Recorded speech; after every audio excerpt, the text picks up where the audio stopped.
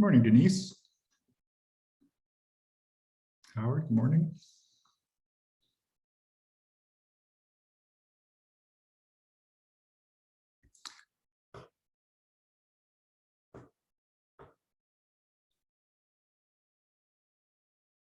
Morning, Susan. Morning, Alex. Hey, good morning, Gary.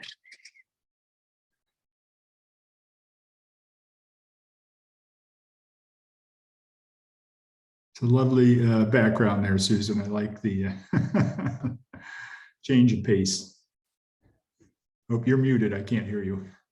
I think it mutes you automatically when you join, so you have to unmute. It's the view from my house. Oh, lovely. Yeah. It's Felt Lake. Anyway, it's very, very nice. Thank you. I think so too.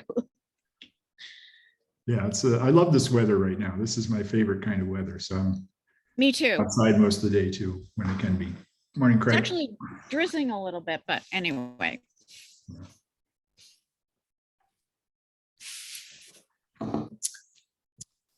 Already a big thank you to Howard and Melissa for getting me the Zoom code. When I started up the town Zoom this morning, it didn't like me. Ask you for the security code to prove that you are. Yeah. And it goes to It's town weird Zoom. that whoever, this webmaster person is, they seem to bounce around from IP address to IP address all over town. Yeah, it's interesting. Very, very mysterious. They don't trust anybody anymore.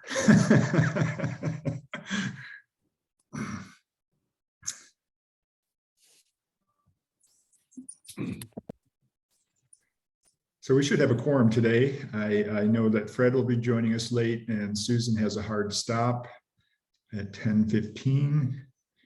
So we'll just wait a few more minutes here. What's our membership nowadays? 9. 9. So I would need one more. yeah, 5 for quorum. There's Liz. Yeah. That's a quorum. Morning. Morning, Liz.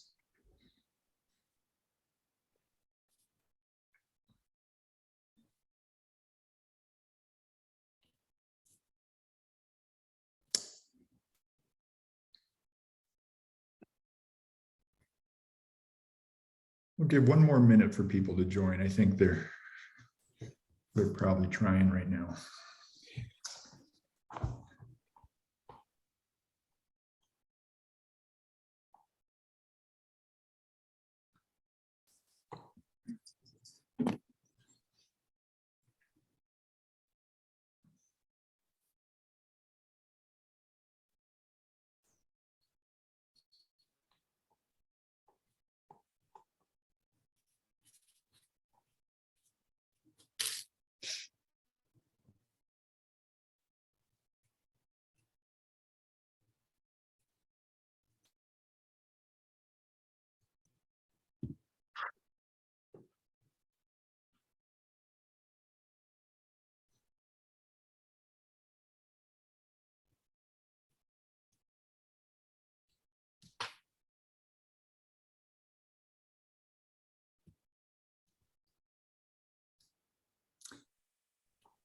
Well, that's a minute.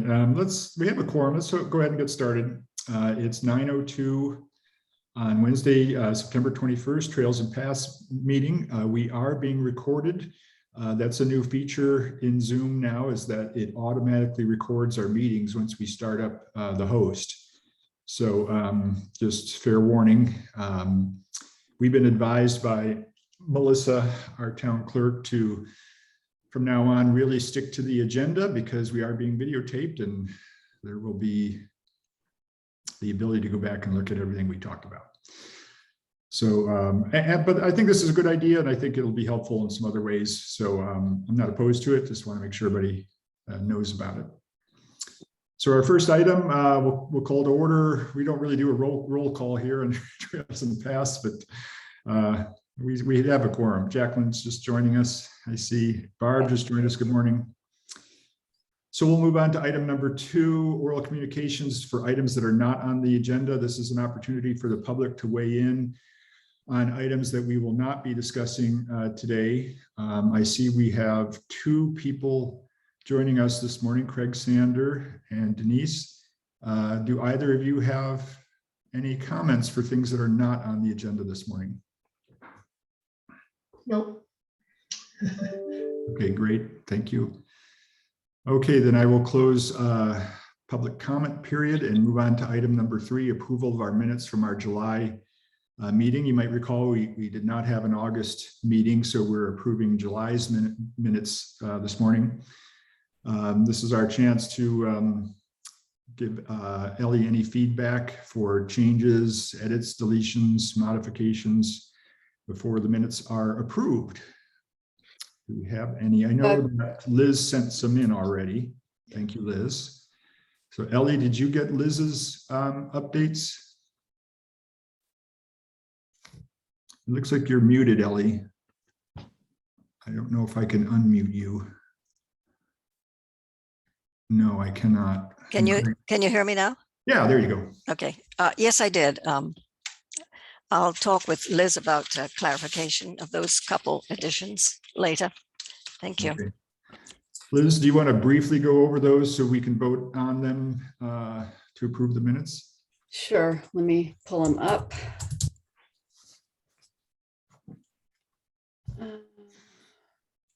Okay. So in the section about safe routes to school subcommittee, the item says Craig Sanders pointed out that Valley Oak is not a trail, but a sidewalk, and it should not be included on trail map as it would encourage crowds. But I actually remember what he said was that the ranch is okay with showing Valley Oak as bikes okay on the safe routes to school map. He has other issues related to the public map redo, but for the safe routes to school map, as representing the ranch, my memory was that Craig said it was fine to show it, and he even provided documentation showing that bikes were okay in that area. Craig, since you're on, would you agree with that? Yes, let me just make sure it's clear. The bikes are allowed on the street in that area, and since this is a bike map to the school, I think that is okay. What it is not is a trail. Since on the trail map, it would not be appropriate to show that as a trail. Okay, so we have that's going to be a different discussion. I did bring that comment up with Howard and Gary separately. We're not talking about the public map, trail map right now. We are talking about the safe routes to schools, but it is a trail map. So I'm not sure how to proceed there, but Gary, I don't know if you want to get into this right now. We're just trying to talk about the minutes. Yeah, we can discuss that when we get to that item on the agenda. Okay. That would be the appropriate time to discuss that. For now, let's just make sure we reflect Craig's comments accurately in the minutes. Okay. And then we can vote on it. It sounds like Craig is in agreement with your change. So we'll note that change to the minutes. Okay, then the other one was the PV trail map. Second comment was under the PV trail map subcommittee update. It says in the notes, every trail has been walked and the project's almost finished. And I think it should read, every trail has been walked and that this part of the project is almost finished. Dave Evans is now going to need to create the new map, which will then be presented in draft form to the larger committee. And we're targeting October for that date, which is what I said. I don't want people to think that that project's almost finished. It's not. Fair enough. Okay. So noted. I vote aye. I'm just joking. Well, Go ahead, Gary. Vote, Yeah. Any other changes to the minutes this morning, or edits, or deletions, or modifications? Susan, are you raising your hand, or just? No, I'm just avoid the raindrops here. Okay. All right, so then I will go ahead and ask for a motion to approve the July 20th meeting minutes as amended. I'll raise my hand now. There you go. Thank you. And can I have a second? Liz, thank you. Everybody in favor, please raise your hand, or Alex, shout out if you're not on video. Ellie. Yes, I'm in favor. Okay, great. Thank you, everybody. And thank you again, Ellie, and everybody else who helps with these minutes. It's a good thing. All right, let's move on to old business. Howard, 4A trail conditions, work and budget for July and August. You want to take that, Howard? Yes, thank you. So the trails work report reflects 18 hours in August and 18 hours and 8 hours. Sorry, Howard. Gary, I see Alex's hand is up. I don't know if that's just a yes vote on the minutes or if he had a question. Oh, it's down again. Sorry, it was the vote. Sorry. Okay. In September, there was 18 hours of time for maintenance work. And then also in August, there was 8 hours. A majority of that was the last of the mowing and fallen trees. And we also did a lot of work around the schools before schools got in. And a lot of it also was PV Connect request. There's really no major issues that we know that we're aware of outside of those items. Just also wanted to mention mowing. You'll see it mowing at our open spaces because it's related to the Conservation Committee request for additional mowing for to control invasives and some pilot programs that we're trying on those open spaces. So there are trails in those open spaces, and I just wanted to mention that.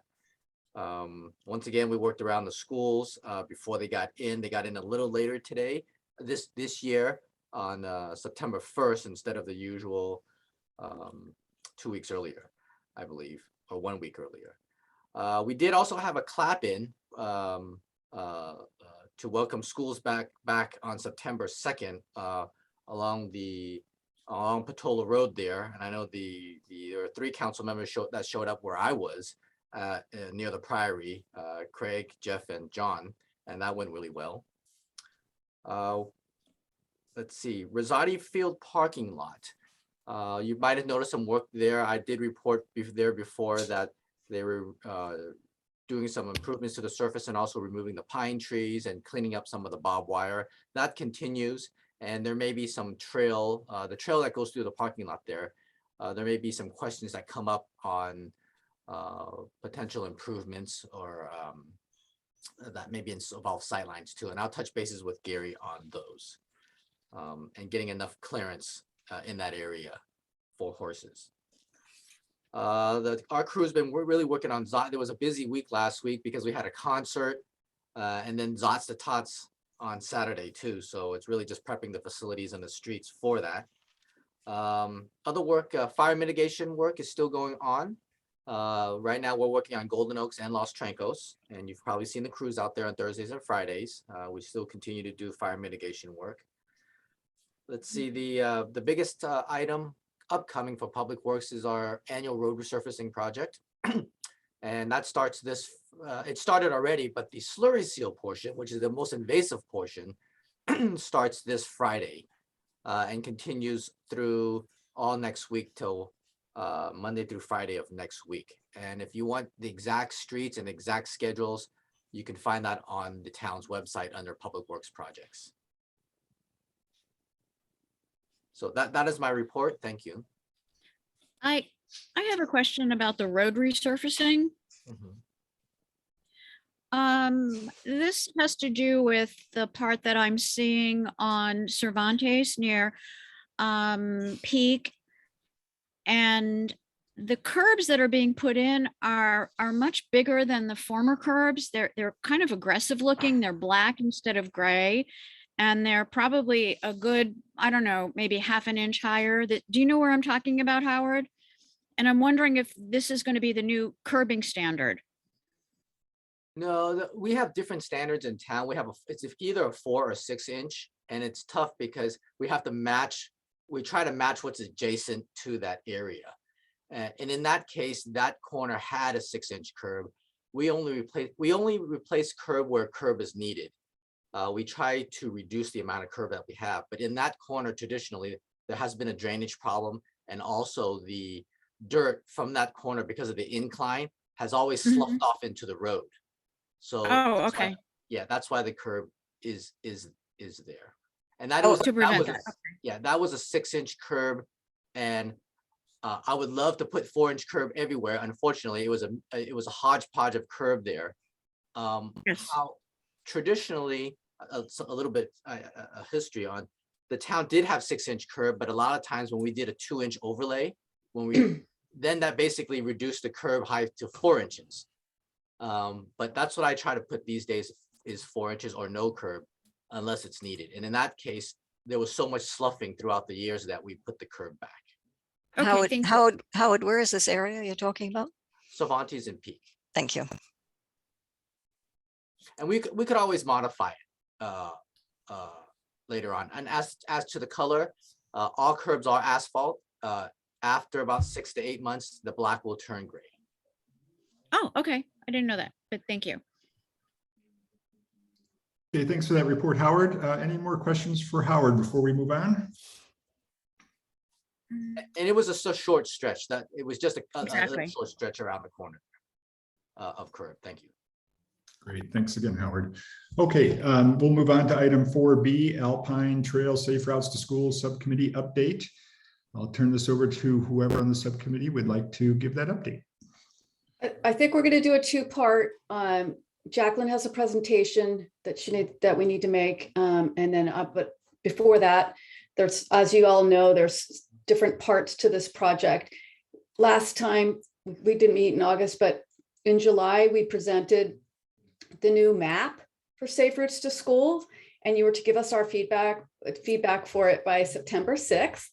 And we got some feedback from a couple of you, so thank you so much. We've met several times, the subcommittee has. We've gone over all that feedback. We've made our decisions. We had Dave incorporate what we wanted him to change. And now we have the updated map. And we would like to know what next steps are. We could provide you with the list of feedback and what we decided to do and show you the recent map. For how does this move forward to getting on the town website, to getting approved by the town council? What are the next steps just for the map? Well, sure, that's a great question, and it's pretty cool that we're getting to the point where we can ask that question. So job well done, subcommittee. We'll talk about that when we get down to item 5, new business, because I think we do have an idea what that process is going to look like, and we do need to discuss it in the committee and get feedback. So if it's okay with you folks, we'll talk about that in item 5A.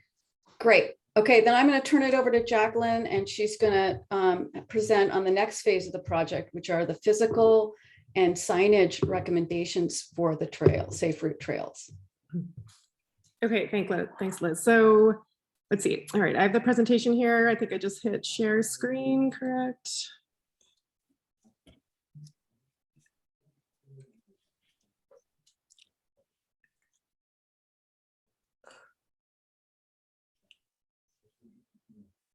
Okay, That looks great. That looks great.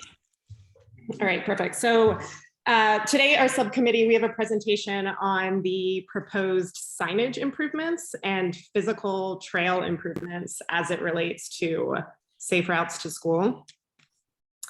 As a reminder, our subcommittee members are Liz, myself, Jacqueline Davis, Barb Eckstein, and Alex Doherty. Our subcommittee goals, again, were first to revise and update the safe routes to school map. That was our July presentation. Second, this is today, to recommend and track physical improvements to trails. And then as a piece of that, we continue to look into and determine if the town can possibly qualify for funding to improve trails by meeting federal safe route to school guidelines. And then finally, we plan to develop and execute an education and marketing plan for parents, students, and school faculty. So our desired outcomes from today, we want to review in this presentation and discuss the physical improvement proposals and signage improvements. And then we need to determine priorities, factoring in other committee improvements list from the beginning of the year, and understand how to move forward. So this is our updated map. Liz, remind me, what was your thought? I mean, do we want to get into details on this now, or kind no, just as Gary said, we will discuss that at the new business section. Okay, so we will. But this map just incorporates every bit the feedback we received and what we decided on. Yeah, so we will go into that in more detail. Okay, so the next two slides are a summary, and we'll be sharing this with you so you can look through it in more detail on your own. But this is summarizing the signage improvements we feel are needed. And then the next slide goes into the physical trail improvements. And then the slides after that have images and show more details. So I'm going to just jump between. I'll mention something, and then I'll go into showing you kind of images and more details. So starting on the Portola Trail, we feel that there should be added signage that are yield triangle on the bridge on Portola Trail on both sides of that bridge. And I'm going to jump to the image here. Reason being, this is a somewhat narrow bridge that really you can only have one user on at a time. And we feel it's important. Horses can get spooked on this section, and you just can't be passing. So we feel that adding just that yield triangle to make it clear that you need to stop and yield to someone else is important. On Alpine Trail, if you can picture it, and I'll show an image in a second, at the Alpine and Portola intersection, there's currently, the sign says that bikes cannot go in either direction. However, as we know on our Safe Routes to School map and on the trails map, it is okay for bikes to head towards Corte Madera, but there's no bikes going on the east side of the trail. So let me jump to, we're referring to this sign here. That currently shows, in either direction that you can't be on a bike, but this is a route for kids to bike to school here. So we feel this sign needs to be corrected to accurately reflect that, and then no bikes heading this direction. We also have had feedback that people just aren't seeing this sign in its given location, and we feel it would be better to just move the sign down right towards where you're coming over the crosswalk so that you aren't missing that signage. Okay, and then similarly over at the Alpine Hills Tennis Club, as we know, the eventual goal is that Mid-Penn will move the trail, and that'll eventually be a multi-use trail between Alpine Hills and that Portola crosswalk. But given that it currently is not for bikes, that if you're coming from Alpine Hills, that's not clear until you've passed the crosswalk. So it's not until you get to Los Trancos Road that you see that sign, at which point, it's going to be less likely that someone's going to figure out or turn around to go back to the crosswalk. So we feel that there should be a sign here stating that bikes cross here if, we want them to go over to the paved trail. Okay, and then on Hillbrook, and this will be, some may not even be informed about this yet, so we can table it for the conversation that we'll be having on the agenda about the 2007 Town Council resolution document. But on that document, it does state that bikes are okay on Hillbrook. So assuming that we stick to that, then that signage also would need to be corrected, as there is currently signage that says no bikes on that trail.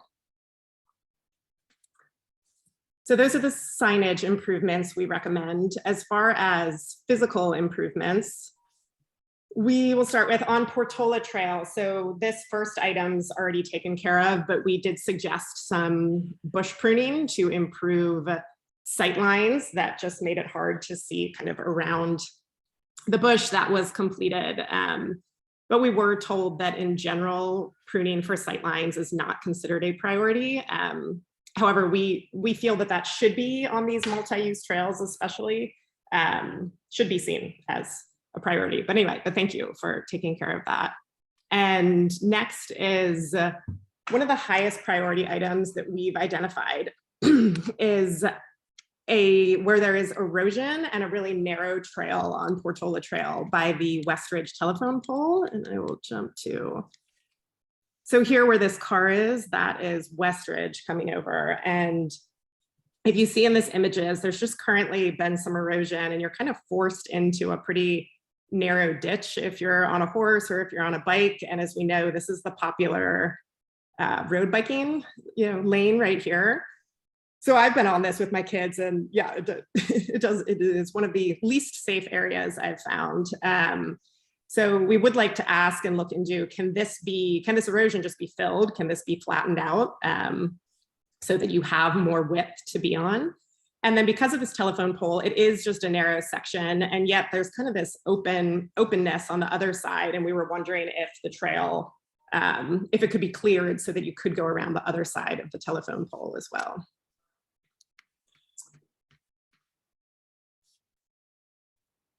Okay, back to the bridge on Portola that we talked about. The bridge itself is, I took my tape measure. It is, it is 6 feet wide, but the trail, as you see on the two sides entering it, the actual trail itself is only like 2.5 feet wide there. Yet there is room on either side so that could be wider. And my understanding, if you're going to be a safe multi-use trail, you need to have room to step to the side and let someone pass.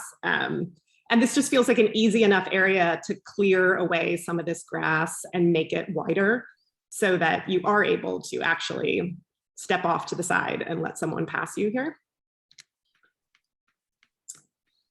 And then, as we've talked about before, we know that those flashing beacons on the crosswalk at Priory on the Portola Trail are a priority as well. Okay, so moving on to Alpine Trail.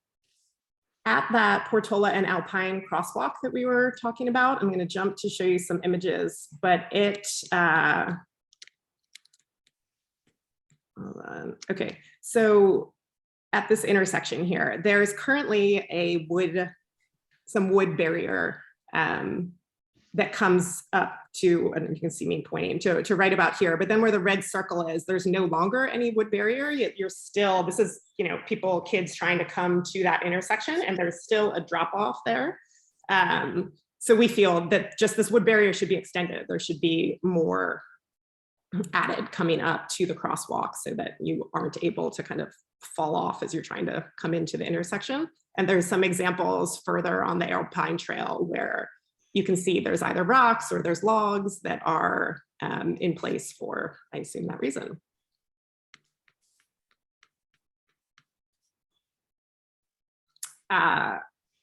We know that the flashing beacons on the crosswalk at Alpine Hills Tennis Club are also a priority. And then I just missed one other thing. Let me just jump back. So similarly, this is the section of trail on Alpine heading towards Corte Madera. And I was on it the other day, and if you look in the right-hand picture, again, there are currently some logs serving as a barrier, but I just kind of found it ironic that where they currently are, it's actually kind of just flat to the side. So let's say you were to kind of fall off the trail a little bit, you'd be okay. But then there's this other section a little further along that's quite steep. It's sort of like that section that we don't feel safe about between Alpine Hills and Corte Madera. Between Alpine Hills and Portola Road. That there's a pretty steep drop right down to the road here. And it just seems either can we move those other logs or add a little bit more of a barrier for safety reasons here. Okay, so that covers Portola Trail, Alpine Trail, and then those we consider to be the highest priorities, a little lower down, but still feel that they are improvements that should be made, are on Cervantes Trail. This is the section between Shawnee Pass that is, here you can see an image on the left. It's just this one small section between the addresses of 425 and 445 Cervantes. That's a really narrow single track section. And then you can see on the right, most sections are more a nice wide, appropriately multi-use trail.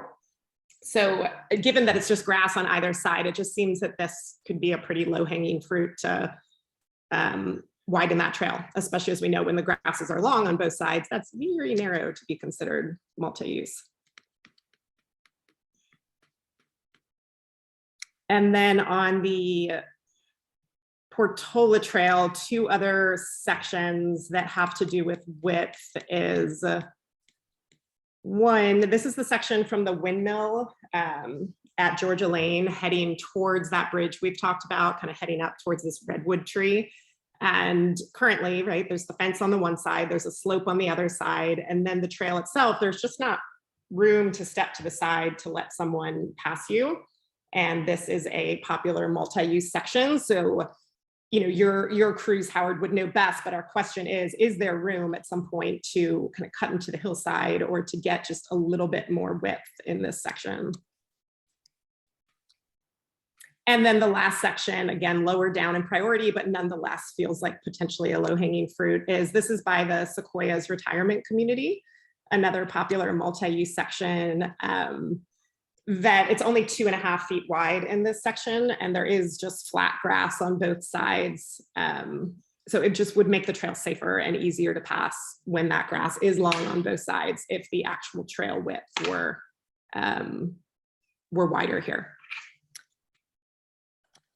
Okay, and I believe so that covers all the signage and physical trail issues we've identified. And again, these are as it relates to safe routes to school. So there may be other things, of course, but this is relative to thinking of kids using these multi-use trails to get to school. So I will open it up to any comments, questions. We will share this with you all like we did with the map and kind of give a time period to get back to us on your thoughts, and then we'll just need to understand next steps from there. Great, thank you, Jacqueline. Excellent presentation. I think I've learned quite a bit from it already. I agree with your proposal to send this out to the committee to solicit feedback, because there's quite a bit here. Yeah. I would suggest that as we discuss this, we try to keep the questions at a fairly high level until we get the entire committee feedback incorporated into the document, or we could be here for several hours. So with that in mind, let's go ahead and take questions for Jacqueline and the subcommittee. Craig Sanders, you have your hand up.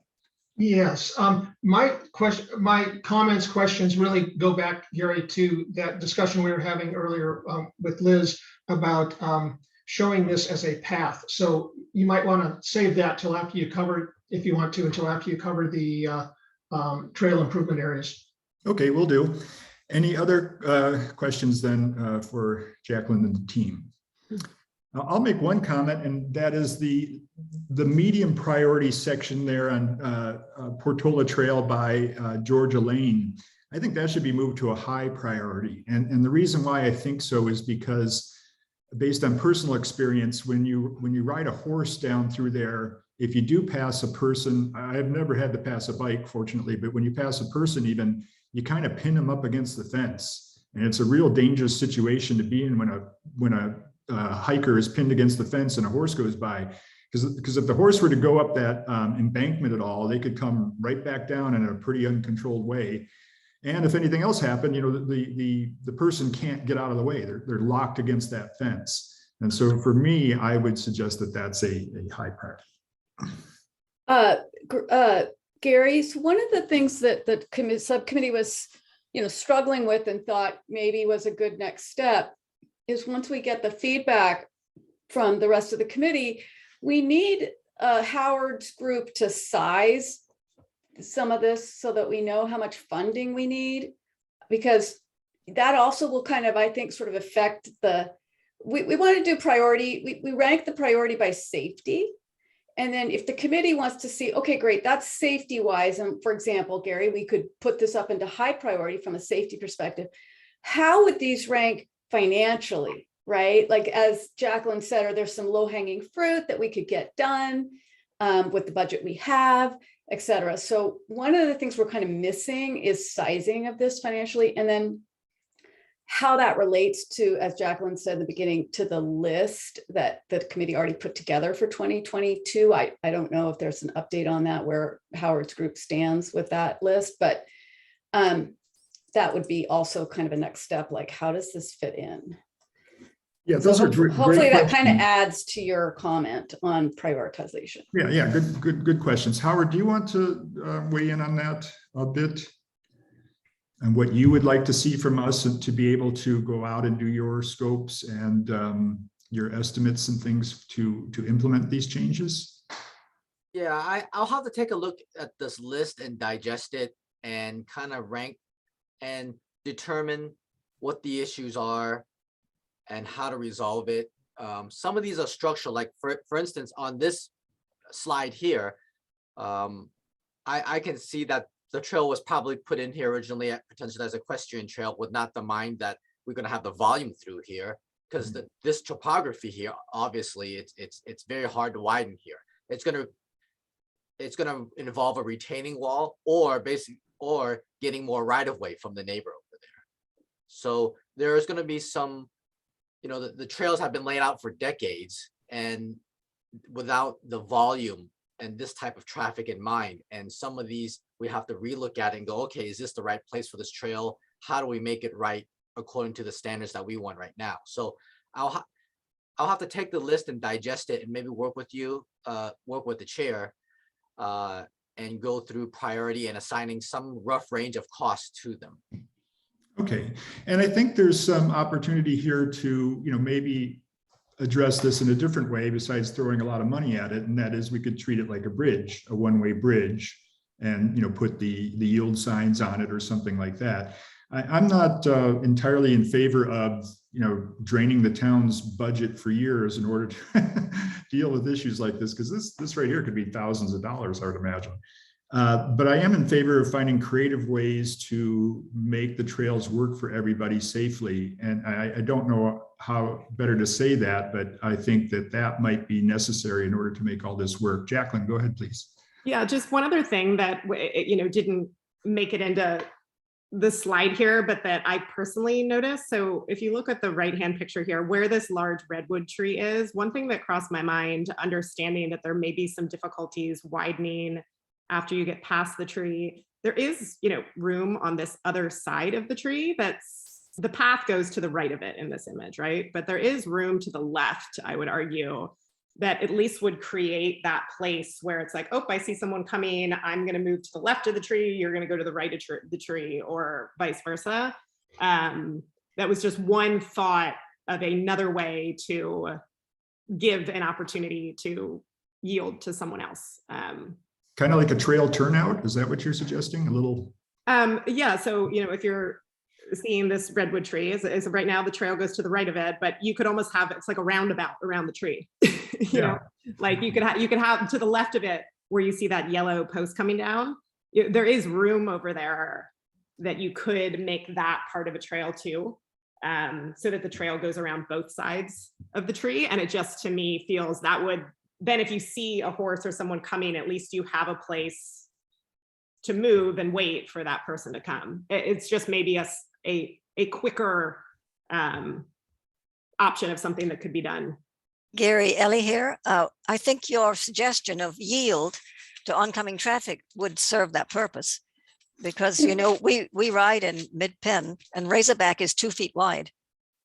When people see us, they move back to a suitable place to get by. But in this case, I think there are areas you can just go back perhaps, and as Jacqueline was saying, move aside to let whoever is coming pass.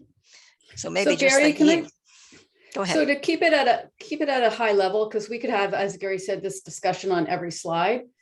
I think we should be creative, not only about solutions to the issues. Maybe we need another meeting. Maybe you guys can all provide us feedback separately, but we also need to be creative on funding. And I don't think it has to be from the budget necessarily. Portions of it, I think, should be, in my personal opinion. But we also have the opportunity to continue to look into the federal and state funding for safe routes to schools.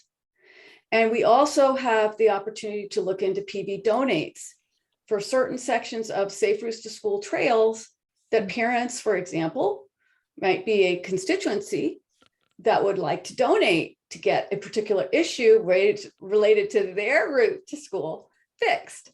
So I think at a high level, we should be creative, not only about the solutions, but also about the funding. And obviously we have to get the sizing from Howard, which is related to the solutions. I get it, it's complicated.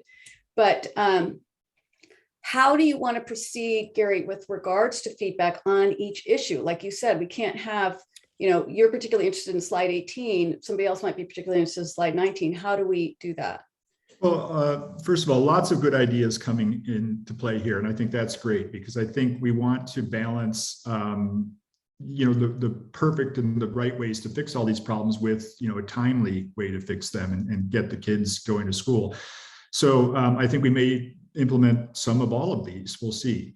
But I think a great next step would be for Howard, maybe not just meeting with myself, but meeting with whoever is the chair of this subcommittee, or one or two members of the subcommittee, as long as we're in Brown Act compliance, whatever that takes. And Craig, let us know. But we could then talk about the priorities. We could talk about some of these creative solutions. And then once we have that, we can incorporate it into either this proposal or another proposal and bring it back to full committee for review. I think there's real valuable information in the minds of this subcommittee that needs to be presented to Howard, not just my own. So I would be very much in favor of having at least one committee member with me when I meet with Howard, when we meet to go over this priority list. Craig, please.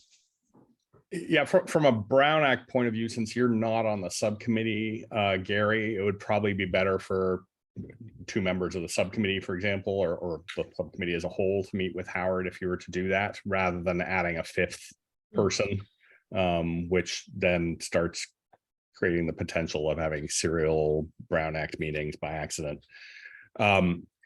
The other thing I'd ask is just to get an understanding from Howard, I mean, who has a lot of other stuff on his plate, what the timeline might look like for getting the work that you guys need from Howard to you. I'm very impressed with the amount of work that you guys have put in here, and it sounds like you're willing to do, going forward, looking at grants and things. So that's very helpful in terms of offloading stuff from Howard rather than having him signing up to do stuff. And Howard, maybe you can kind of talk through a little bit our budgeting process and cycle. So a lot of people, I think, aren't familiar. Our budget year runs from July to June, not January to January. So the timing around a lot of this stuff and the work that you've done to date actually lines up probably pretty well. That you've got kind of a preliminary look here at what we might want to do. So Howard could potentially fold this into the next budget cycle for the year that will start, July of next year. And that doing an initial assessment of kind of the scoping that Liz was talking about of, order of magnitude, how much are we looking at for the fixes in these various locations, which it sounds like Howard's already starting to digest. That would give you guys on the subcommittee a chance to go look and say, oh, well, we can find these grants here, and we could probably get this amount of money from there. And we felt out a couple parents, and here's roughly the scale of donations we could get. We could kind of pull all of that together for the budget packet for 23-24, which starts in July. So the budget cycle, Howard, maybe you can give a little bit more input on kind of timing of when your pieces go into the budget and when we'd have to have everything nailed down by, just to kind of think about that timeline of turning all this stuff into reality in a more concrete way. Yes. Or compressed DG, if that's more appropriate than concrete. Yeah. So thank you, Craig, and Craig and thank you for that. There is a budgeting process. I typically would start estimating the February, March, January, February. I think that in February, March, we start internally the budget process, and we don't insert things at the last minute because I have to determine how much engineering, how much construction costs, and there is, and that's months in advance. So typically the budget schedule, I'm just looking at it here. Sometime in April, I start putting it into our budget builder. So, but let me step back a little bit. Some things I wanted to mention to place things in perspective is that when we do a lot of upgrades, whether it involves signs or retaining walls, it also involves potentially other committees, ASCC and Planning Commission, because not everyone has the same opinion on how things are going to come out to look. And those are some of the things that we're going to have to address even before we finalize the design and come up with a cost to put in the budget. So there is some time frame for that too. There are some things I hear here, like the widths of trails, that I'll have to think about. Well, we could widen things easily, but also how does that play into a lot of the grasses that you've seen overgrown is also because we used to do a post and pre-emergent also, that we used to spray 4, 5 feet, 6 feet of the trail, that we decided not to spray anymore. And as a consequence of that, some of the places got a little narrower, and we accepted that as part of the result of being a little bit more green. Some of the things we have to also look at is when someone says safety. I know that we're trying to encourage, we want to create an environment where we're encouraging use. You know, some of the things that we need to consider is accident history, counts, volumes, as it relates to costs. So once those things are worked out and with solutions that we're going to talk about in the subcommittee, we'll have to broaden the input to ASCC, Planning Commission, the Planning Department to see, and other committees to see and check and see if all the check boxes are checked with them. And then we go into the budget process for the next budget year. Sorry, Howard, can I just jump in, Gary, if I might?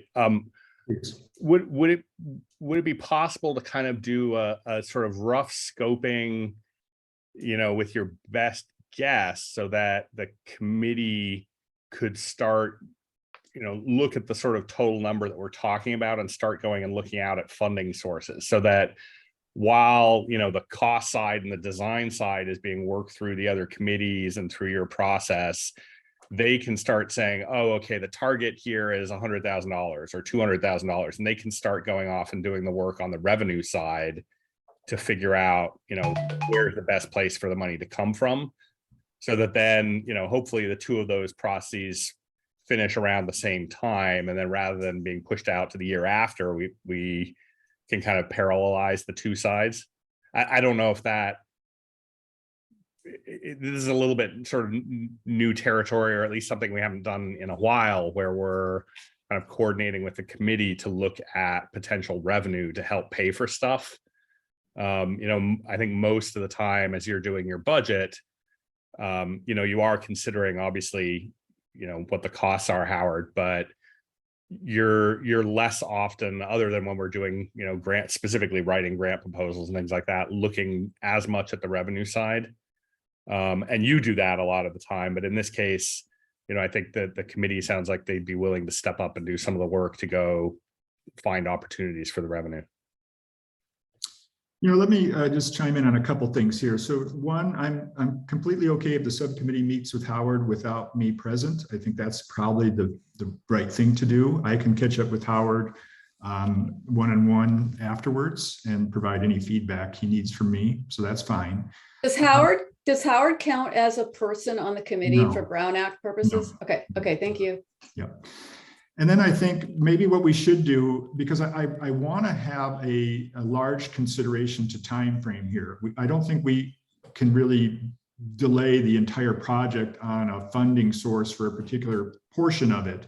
So it might be a good idea to maybe have some options for each one of these, kind of both short-term and long-term, if that makes sense, or whatever the subcommittee feels is the best way to approach it, so that as we begin to see that something's going to take some time and some money, it would be good to have a short-term solution so we can keep this program moving.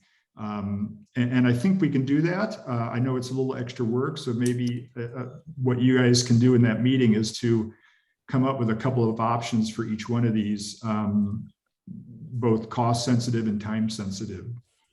I like that idea a lot. And I think, you know, I see a spreadsheet in our subcommittee's future, you know, graphing that out. One question I have is, so we're in the 2022 actual financial cycle.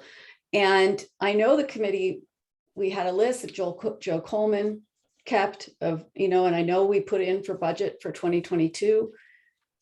If you don't know right now, Howard or Gary, but at some point soon, could we find out how much money we've spent of our 2022 budget and what might be remaining for some short-term solutions, or where that stands? We can do that. Right now, if you take a look at the chart on how much money we have, I'll have to go through with you how much we typically spend. For instance, the mowing costs $25,000.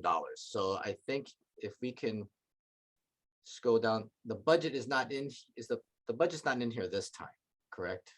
Yeah.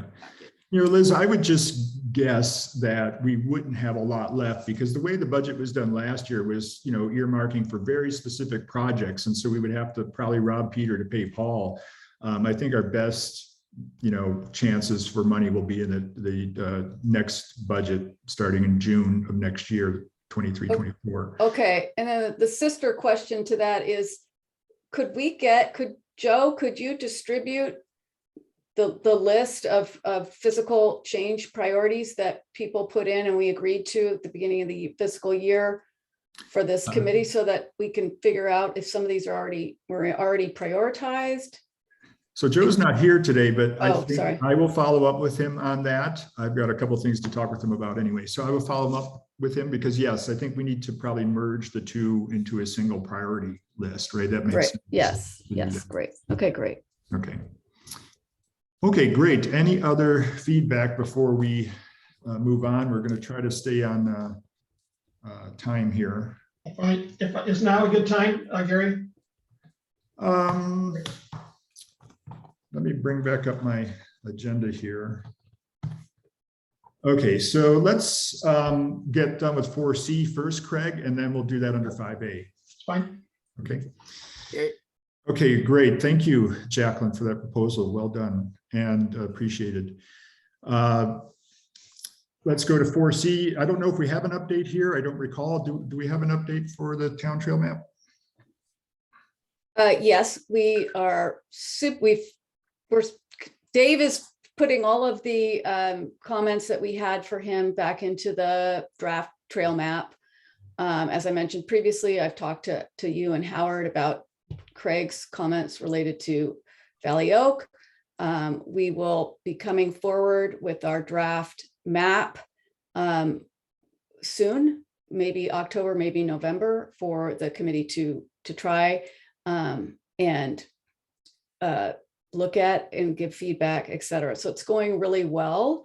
But it has spawned the need for another subcommittee on signage, which is, I know we don't have time to talk about it today, but as we walked all the trails, as we found all these issues, what's on the ground and what's on the map aren't matching. So it's going really well. It just takes a long time. Yeah, fair enough. I appreciate that. Okay, so let's go into 5A then, because I think some of what we talk about here might be an important input into that process. And Craig will also touch on your comments in this item.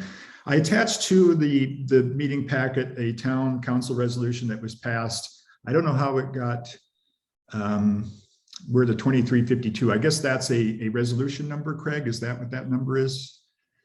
It was passed in 2007 on a town council consent agenda. So at the time it was passed, there was no council discussion about it. I've been digging into past meeting minutes from the Trails Committee in 2007, which aren't on the website yet, but I'm working on doing that. We're starting to find them on the town server. Melissa is helping us with that. This resolution, I think, was at the time the best attempt and probably the only way the committees, our committee and the traffic committee, could implement a Safe Route to School program. What we find here is that the documents are all in conflict, however.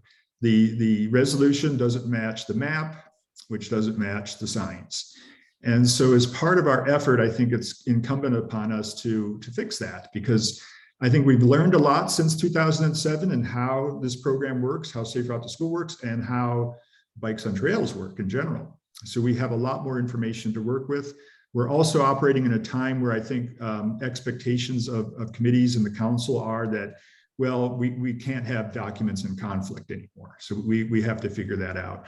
We're also living in a time where, there's more demand for the trails of all user groups. And so what we see is there's confusion when the documents are in conflict. And I think, Liz, you've really discovered that well, and the subcommittee, and brought that to our attention. So I think we need to fix that. So what does that mean? I think it's really important that we preserve the intent of the Safe Route to School program as it was in 2007. And I think we've largely done that with the map that the subcommittee has produced, and really the the content of the map. And that's, in my mind, a really good thing. And that should be kind of our driving goal as we go through this. But what we need to do is do the hard work that wasn't able to be done back then, and that is to evaluate the multi-use trails against an acceptable standard so that we can, safely say these are safe routes to school. And we kind of have done that already. I mean, we've identified a lot of the areas that need attention, that are kind of concern areas. I won't say safety areas, Howard, that are concerns. And so what we probably need to do now is to formalize that trail standard. I think there's a lot of ways we can do that, but that will ultimately come from the Public Works Department, because the Trails Committee, our purview is not engineering. We're not able to do traffic, studies or look at volumes or look at accident reports, things. That's got to come from Howard's department. We can give Howard input on that. But I think it's time, and I think the right thing to do for the town is for our committee to recommend that the town approve a new multi-use, or maybe I should say a modern multi-use trail standard. And along with that, a new resolution that shows the actual designations of the trails, both safe route to school, otherwise, whether bikes are allowed full-time, whether they're just allowed safe route to schools or what have you. All the trail designations, so that the town council can consider that in its entirety, so that they can consider what we're proposing for safe routes to schools, how we're proposing it, how we're proposing to make it truly safe for that purpose, and they can accept that along with the new map, which will support it. All new supporting materials. You also notice I put the trail etiquette and the trail easements doc that are also up on the website in today's package, because I think we'll want to revisit all of that stuff. A great example would be, we talk about a yield sign on a bridge. Well, no one really knows what that means in town because we've never had one that I know of, and it's certainly not in the trails etiquette rules. So here's an opportunity to make that document match as well. So we could, and why I think that's important is because I think the mitigation for some of these concerns largely will be done through these simple, inexpensive, less intrusive ways, if we can do it. And so reflecting that in an etiquette or a rules document, I think is one of the ways we can educate the public on that. So next steps, I think what I would propose is that we submit all of this to the town in a single package. I don't think it would be appropriate to just submit a new trail map for the town or a safe routes to school map to the town without correcting the signage and correcting the resolution that describes the trail designation, the usages. So for the committee, let's discuss this. How do we want to approach that? Do we want to do it like that?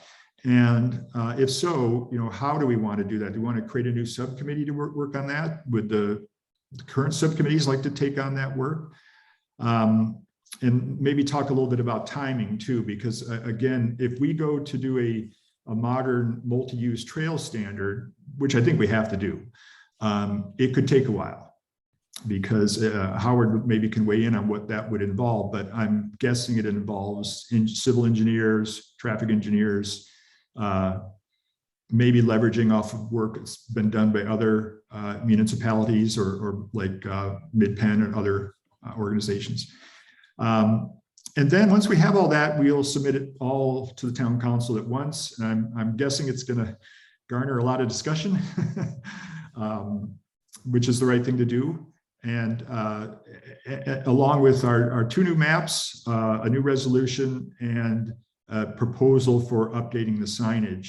And with that signage, I just want to make one comment on that. The history of signs on our trail systems has been such that we want them to be very minimal. We don't want them to be intrusive. And Ellie always points out that Woodside has no signs on their trails. So that's not true. Woodside has no bikes sign literally every 100 yards. Well, yeah, but they don't have trail names and trail markers and things like that. But yes, no bike signs. I guess what I'm saying is that the approach to signage has to work for the town, because as Craig pointed out, or Howard pointed out, ASCC is likely to look at them, right? We can't just plop signs around town without ASCC getting involved. And I think the work done by the subcommittee has really identified the where we need to change the signs, but the how we need to change the signs needs to have some thought, because I don't know that, for example, saying, bikes cross here is a uniform way of implementing that message on a sign. Maybe we have a safe route to school logo on signs or something, that then you scan that, or that opens up to a set of rules for safe route to school. I guess what I'm saying is we can't get everything on a sign post. Totally agree. We put in the presentation, verbiage TBD. Yeah. We just think that, that has to be discussed. Yeah, that has to be discussed. So do we want to create some new subcommittees? Liz suggested a signage subcommittee. We may want to, if people want to do this in the current subcommittees, that's fine. But if other people want to get involved with this and we want to create a new subcommittee, we could simply call it the trail designation or something like that subcommittee, where that subcommittee could draft the resolution. They could work with the other two subcommittees to make sure that the maps match the resolution. And then if we have a signage subcommittee, that committee could also make sure that they match the resolution and the maps. So I'll open it up for discussion on all of that. Thank you for listening. Go ahead, Craig. I know you've been waiting. Thank you. Yeah, this really gets to the heart of the issue. One of the things that when you talk about the resolution and updating that, the use of these areas is really governed by law and by the easements that exist or don't exist in many cases. And that's the issue we have with this spot on the ranch. There never was a path along, a legitimate path with an easement along the the Valley Oak area. In fact, that's why you will see the signage that is there, the old, the post type signage. When you're going on the trails, it directs you up into a deer path and off of the sidewalk. That's technically a sidewalk. Different locales have different rules in terms of what's allowed on their sidewalks. I don't know if Portola Valley has such a clear designation. Some of those even say, it's okay for bikes for kids going to school. It's not okay for general bike use. And that is, in my mind, what would be appropriate on that sidewalk. You don't want horses and dogs and people with someone screaming down on their trail bike down those sidewalks. And that's what concerns us. There's a street there and they can take the street just fine. That's perfectly legal. But showing that as a path has caused difficulty in the past. And so that's the concern.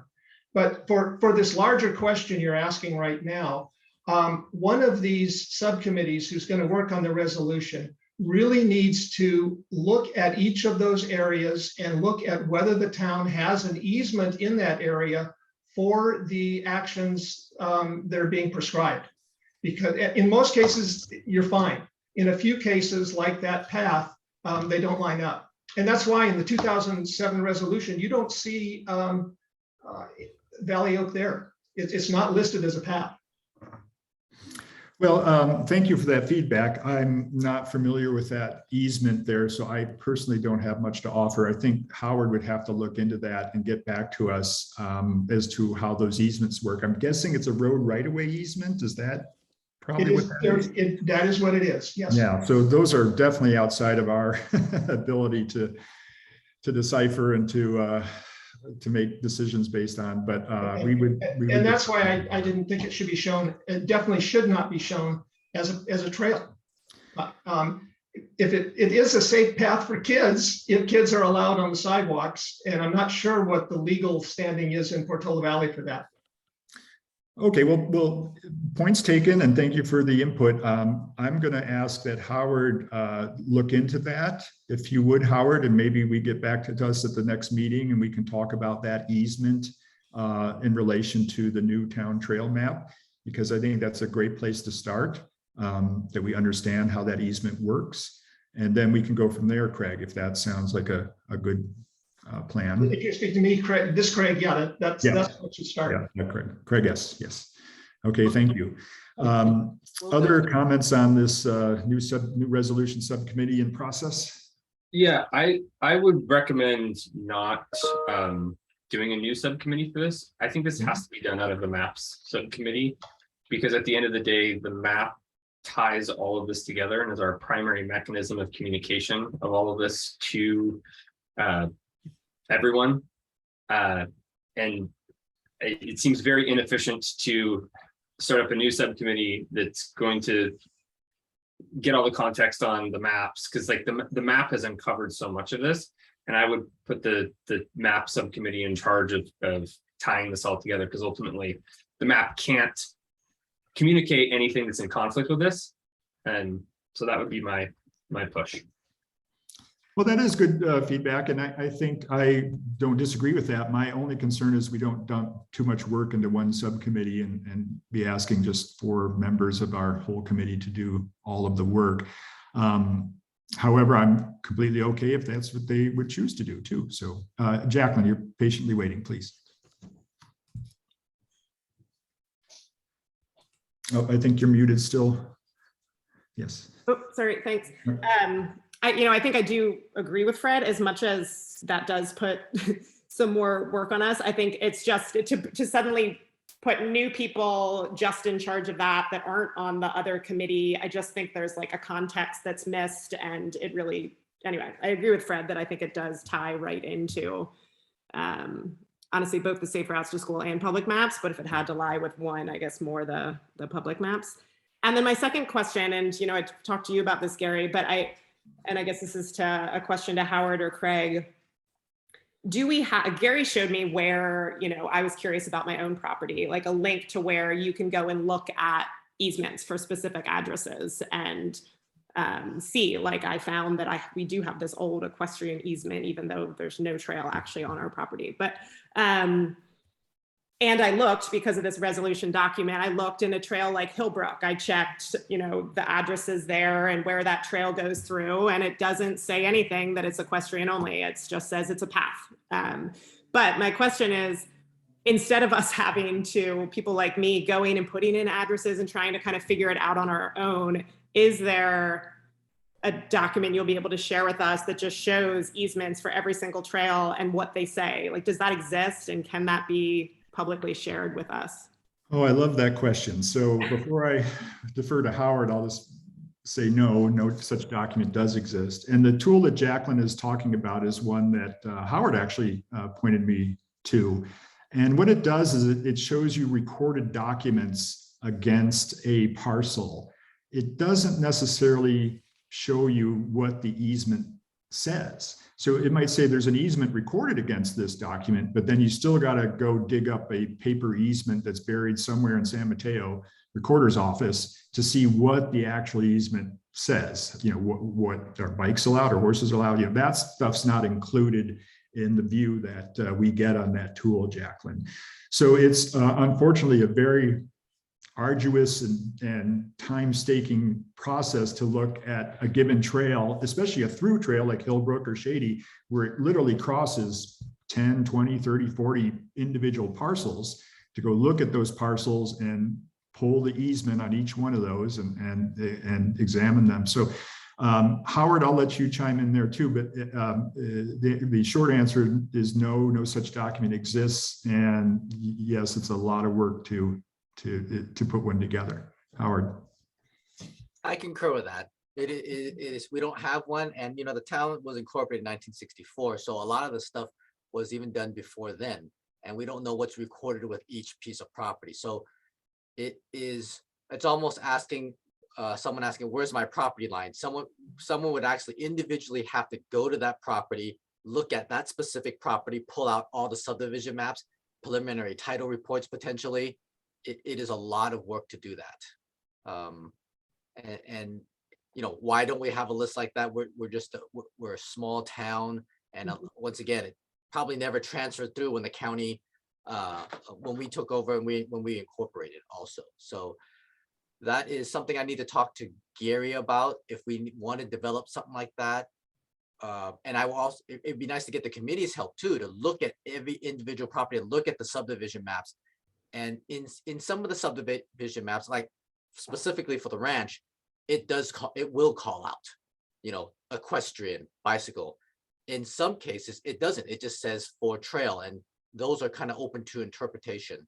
Or it provided, if the council accepted it, then the council can also assign uses to that unless they're specifically called out for. Right. So, and I guess I there's a wonder, lot of- to your point about the subcommittee helping, like, I wonder if, just thinking out loud, if there could be a subcommittee that it's not that their job from day one is like, go look at every single trail and figure this out, but maybe there's a, you know, a person or two who's assigned with learning how to do that. And then when there's a trail in question that we're trying to figure out, we can refer to like, hey, so-and-so, could you dig into this one and get back to us? Just because I have to think this is going to keep coming up over the years of, and someone needs to know how to do it. And we need a point person that we know we can ask and try to get an answer, right? It's just a thought. Yeah, I think you are right, Jacqueline. Eventually we will need this. And maybe it's the kind of project that we just do small bits at a time as we look at each individual trail or each individual issue. Like, for example, looking at the one easement that Craig Sander is talking about, that should be pretty easy. But if we wanted to look at all of the easements on any one given trail, that's where it gets hard. Barb, you've been waiting. Please jump in. So I want to say, yes, I agree with Craig too, Craig S, about the easement thing. And what's discouraging in this whole talk about it is that we are now on this trails committee, we're pretty versed in why trails are used for certain things and sizing of trails, sight lines. And, you know, I sound like a broken record, but I talk safety all the time. But I am also a huge advocate of multi-use trails. I'm also an equestrian. And for some reason, you know, we worked hard on this SRTS subcommittee to make sure everybody got recognized in terms of trail usage and making sure that it would be safe. And then I was discouraged because, you know, our mapper sent an email to us all saying that he talked to you, Craig Hughes, who said, oh, you know, the equestrians used to just turn a blind eye to letting kids be on trails. And they kind of stayed off the trails. It was a tacit agreement. And now we have all these out-of-towners, you know, bringing their horses into town and they don't care about the trails. I find that really just animosity creating. So, I'm sorry, who was it that? That doesn't sound like anything I've ever said. Who was Dave Evans sent it to 4 subcommittee people. So, and I'll send it to you afterwards. But for me, I'm like, oh my gosh, I ride a horse, I ride a bike. I have a kid who rode a bike and who rides a horse and who hikes. I hike with dogs. I am a multi-use trail person. I want everybody there. My husband's a big mountain biker. It's like, why are we creating animosity in this town? I like everybody to be able to use the trails. That's why we're all here. I like our kids to be safe. I wanted my kids safe. We all do that. So yes, the thing that the community, that a lot of people at large don't maybe realize is there are certain, you know, in your easements, in your title, it says what your trails can be used for. And Mary Hufty with the Westridge homeowners went through this because there was a major problem with one of their trails, somebody stringing wire across it, which could have been really a bad situation.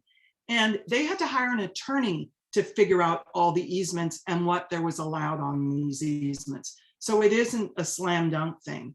And yeah, I agree that Jacqueline's, I agree with her. Let's, you know, figure out how to navigate it if a trail use comes up. But, you know, let's do it because we want to help everyone in the town. And let's do it and make sure that the community understands that everyone is allowed to use the trails if appropriate. nobody's trying to stop you from being on a trail. So anyway, that was very discouraging to me to read, because we have, I think, really worked hard to be a multi-use and push for it. So that's all I wanted to say. Okay, well, that's very good input, Barb, because I think that's something we have to keep in mind as we go forward, is really we're working for everybody in the town. We're representing all trail user groups. And I feel that our committee does a very good job of that. So I would concur with you, Barb, and thank you for everything that you do to that end. I'd be a little cautious on secondhand information. I'd let Craig speak for himself. If Craig, you want to jump in right now. You Yeah, can do Liz has that. been waiting for a while, so I'd let. Okay, Liz, you go want to first, go but first? I would That's like to fine. respond to Go that. for it. Yeah, I have serious concerns with combining the Safe Routes to School map project with the other public maps project and in resolution approvals and all of that. I can see this thing dragging out. We spent a lot of time getting that map to where I think it's really good. And I would love to see the map portion of the Safe Routes to School project go forward. We can leave Hillbrook on there as it is, but otherwise none of those other situations are in conflict. So that's my comment on that part. Secondly, I think there should be a separate signage committee that is a permanent committee, a subcommittee of this committee, that responsibilities are not only to suggest new wording for signs that might have to be put in, but also to go around and check on signs. There are several signs during these projects that I've been on that I'm like, oh my God, this thing is basically falling apart, right? So need to report that, PV Connect, Howard's group needs to put in a new post, et cetera. So I could see a role for an ongoing signage subcommittee. And then third, I think that there should be what I probably poorly name in my head, sort of a historical documentation committee. And this would be an add-on sort of responsibility that Jacqueline was bringing up. Easements have been researched before. We need to find that documentation, and it needs to be, Craig Hughes has brought this up before, it needs to be part of our committee. We need historical information. We can't be digging through 2007 minutes. So, I'd like to see a subcommittee that creates some kind of database, has a project to figure out how, talks to Nancy Lund about historical documentation, but how do we keep track of all the stuff we're working on by trail, so we can go in and say, oh, Cervantes, oh, well, in 2011, we agreed on blah, blah, blah. And the easement was researched and this is what was found. We can't lose that. And I know that WASC has been doing it, and they're not going to lose the work that they've already done. So I would like to see if we did a subcommittee, as Jacqueline suggested, on, hey, I'll check on that easement now, I know how to do it. I'd like to see that folded in to a committee, that subcommittee that keeps the historical documentation of the Trails Committee. Okay, well, that's also lots of good things to think about. Let's start with the first part of all this, which is the new resolution. I'm hearing that the most appropriate place for it is in the town trail map subcommittee. Do we all agree that that's what we want to do, or do we want to create a new subcommittee to draft the new resolution? I don't know if I want to go to a vote on this. Hopefully we can find consensus without one, but let's just talk about that.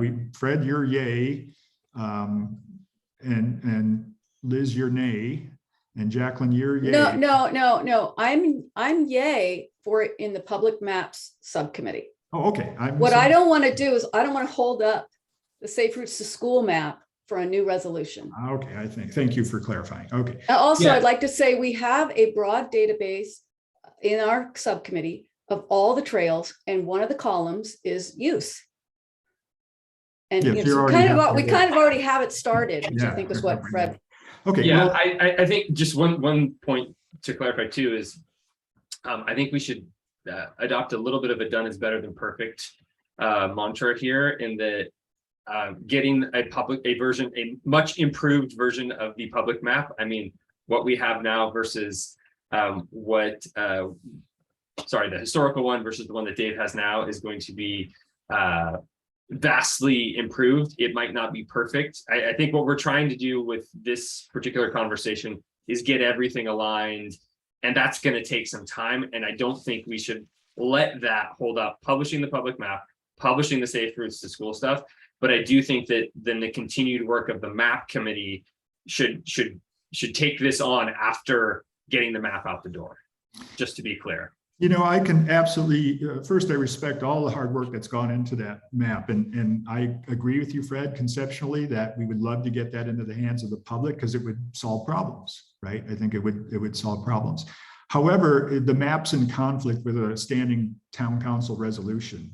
And so we, as a committee, can only make recommendations to the town council. We can't decide to post that ourselves. And so when we make a recommendation to the town council to accept the new map, we would have to tell them this is in conflict with the current town council resolution. And it would be up to them to accept it or not accept it. I'm absolutely willing to try that. And Craig, I don't know if you want to give us some little guidance on that now or think about it, but I appreciate the sense of urgency to get that map out. And the only thing I see standing in the way is that it's in conflict with an existing council resolution, and it'll be up to the councils. Craig, your thoughts? Yeah, I think, I took a quick look at the municipal code, and it says that rules and regulations regarding trail use have to be established by resolution of the town council. So I fully agree with the concept of integrating, the spreadsheet of what uses are allowed on which trails with the mapping project. I think you guys on the mapping project have done a good job of figuring out what makes sense on each section of the trail. So I think that, your work is a good starting point for that, for this committee to kind of go from. The council probably will want to issue a new resolution where I think we can basically copy and paste the existing one and just change the uses to sync up with what the map says. And, as long as this committee has done the work and had the public conversation about any changes where there are changes that will be made relative to the 2007 version, I think the council should have very little trouble adopting either the new resolution or the map. I think it, probably will be a consent agenda item again, like it was in 2007, because you guys do all the work and make the suggestion and we look at it. Unless a council member says, oh, that sounds terrible, then we'll approve it. So, I think what would be useful to come to the council from you guys is a suggestion once you finalize it of, here's the new map we'd like you to accept. And, to sync up with that, here's the updated resolution that you should do in conjunction with that. And you guys can work with Melissa to, figure out how to name and number resolutions and what all the whereases need to say and all that stuff. But that should be pretty straightforward, I think. Okay, that's good input. What about when we are changing the designation, the usage of a trail without first dealing with the concerns that Jacqueline and the subcommittee brought up as part of their work? Those would be hanging out there. I mean, do we need some type of resolution on those, whether it's a plan, whether it's a short-term, long-term plan? What would you want to see there?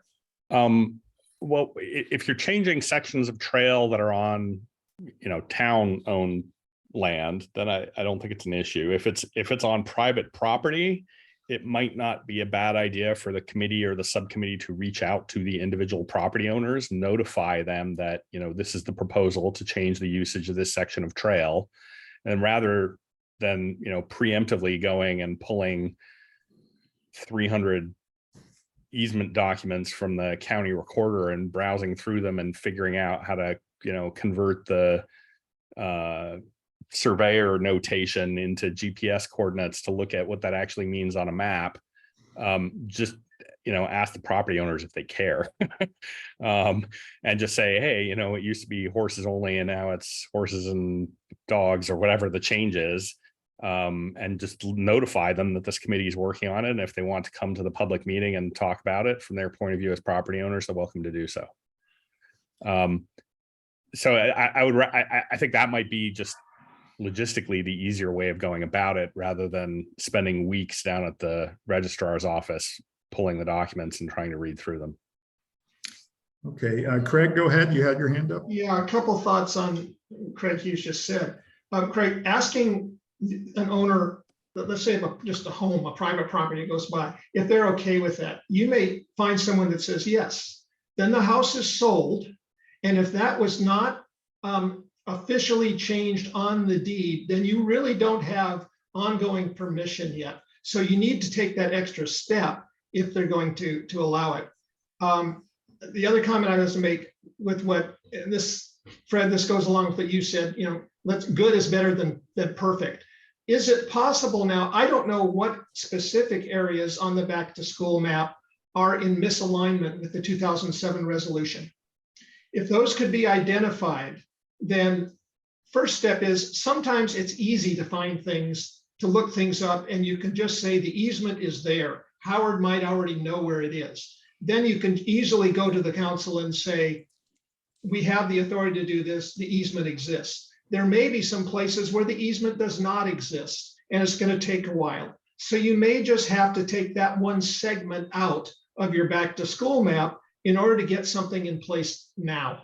And I wholeheartedly agree that we should, you know, good is better than perfect, get it out there, but we also don't want to proliferate the problem that we have now where things don't line up, where you come up with a document and that says it's okay, when in fact the law says, you know, there is no easement that says it's okay. In fact, an easement may say it's not okay. It's maybe specifically excluded. Okay, Craig, one quick question, then we'll get to you, Jacqueline.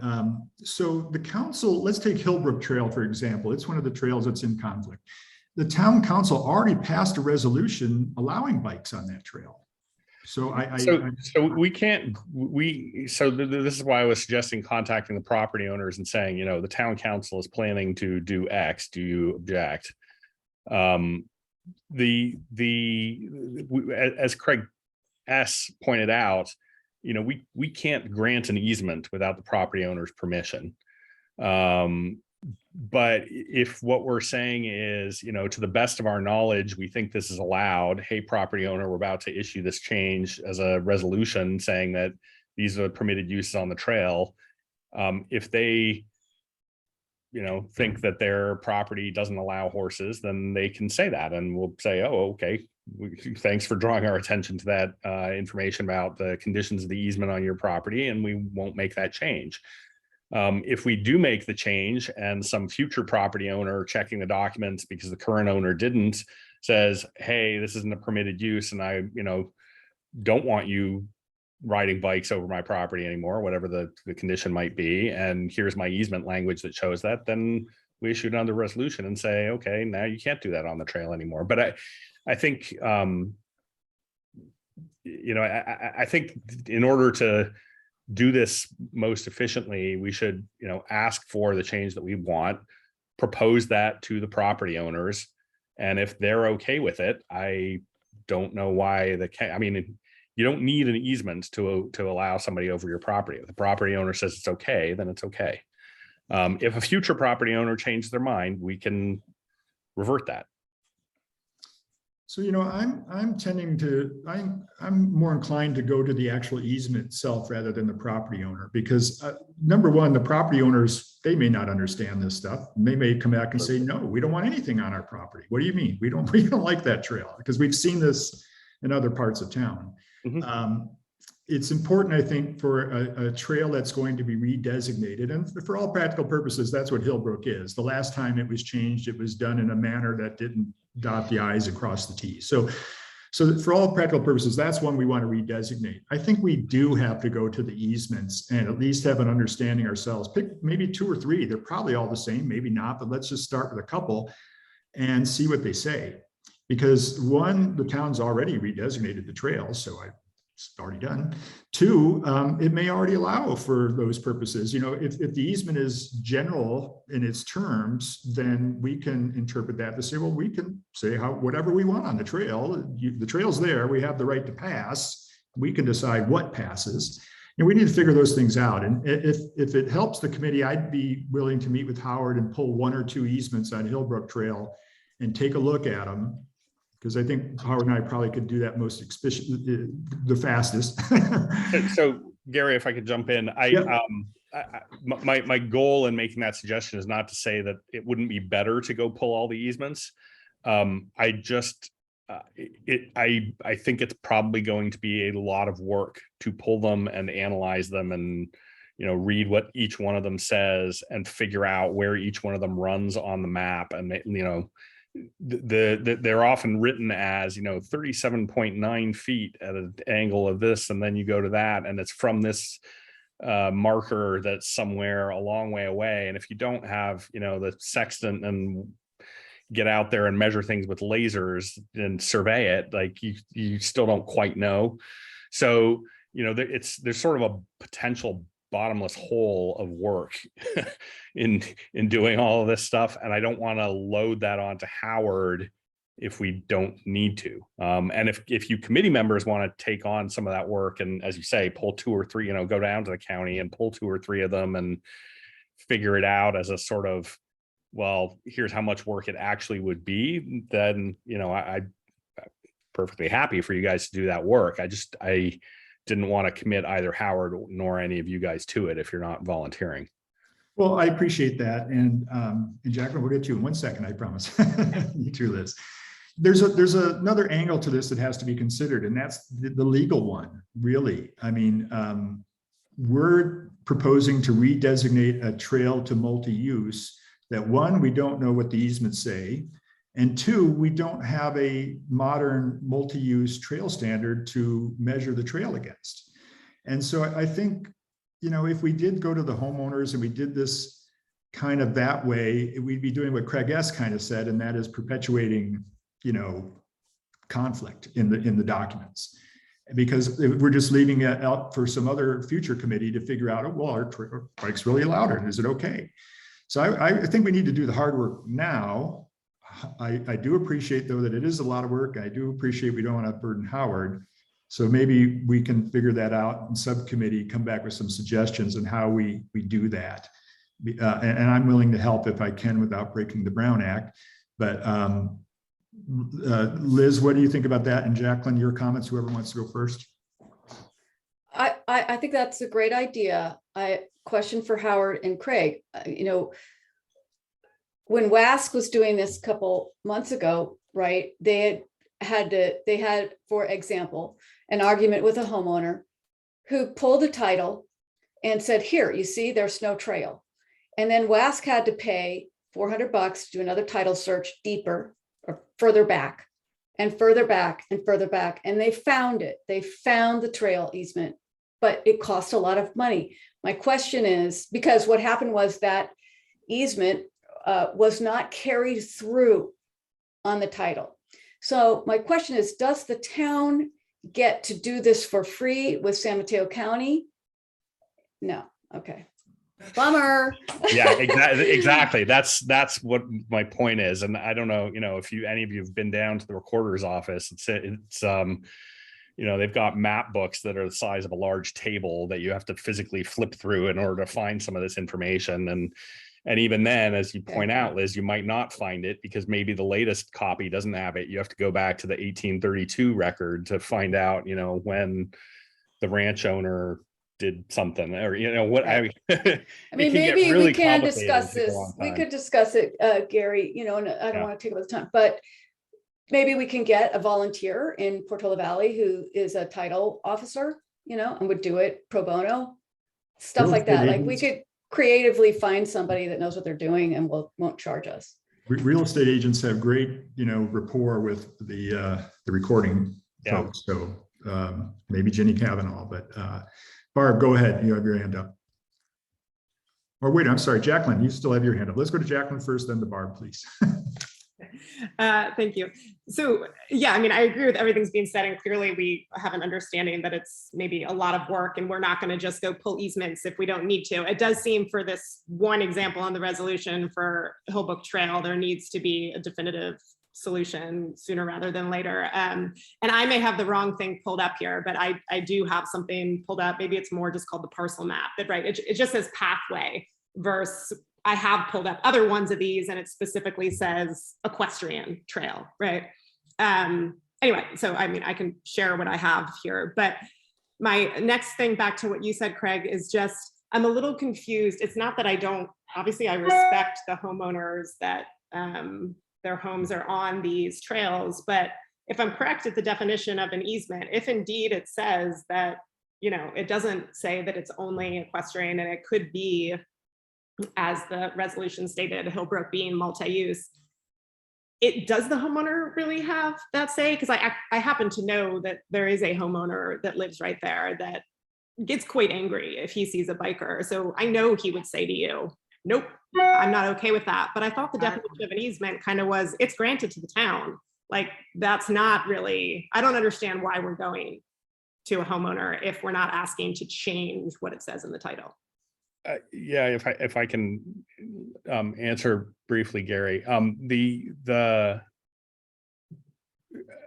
think consent is always better in situations where the homeowner says, no, I don't want that.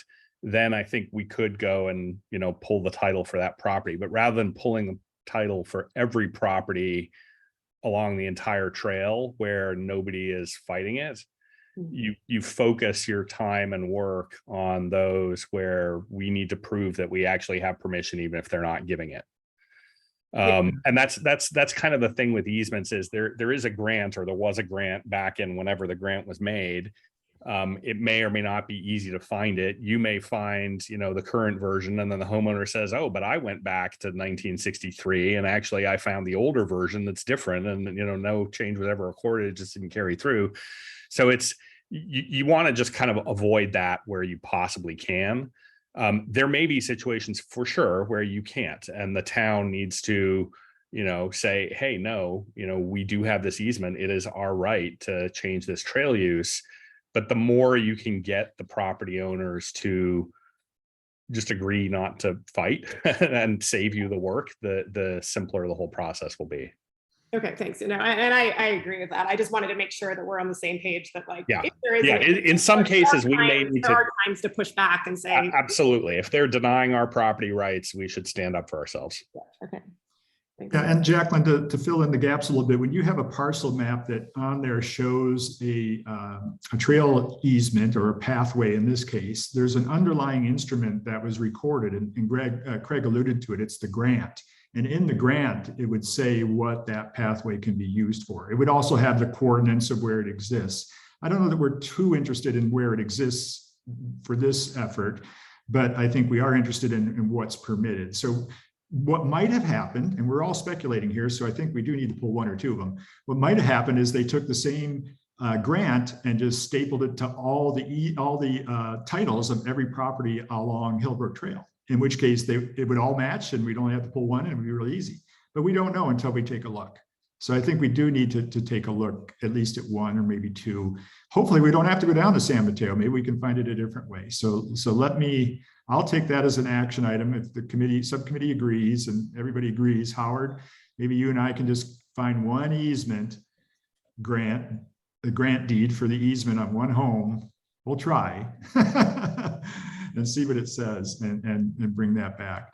Because I think, Craig, I don't disagree with you at all. I think getting buy-in from the residents is really great when you can get it. But my experience has been, we live in a time where, man, people are just saying no to everything, right? They're just saying no to everything. And so, especially when it comes to their personal property. And so once we're on the defensive, you know, then we got a whole nother problem. So that's what I want to try to avoid. Maybe it can't be avoided. I don't know. Let me just, Barb, real quick, why don't you jump in with your comments? I want to say I agree with you 100%. We can't just say to somebody, hey, we want to put a trail here, because Jacqueline's right. That trail wouldn't go in then.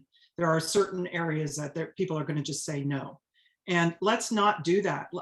Let's do it by the book. And yeah, it's a little bit of work, but as Gary pointed out, somebody down the road's going to be doing that. And Craig Sander pointed it out too.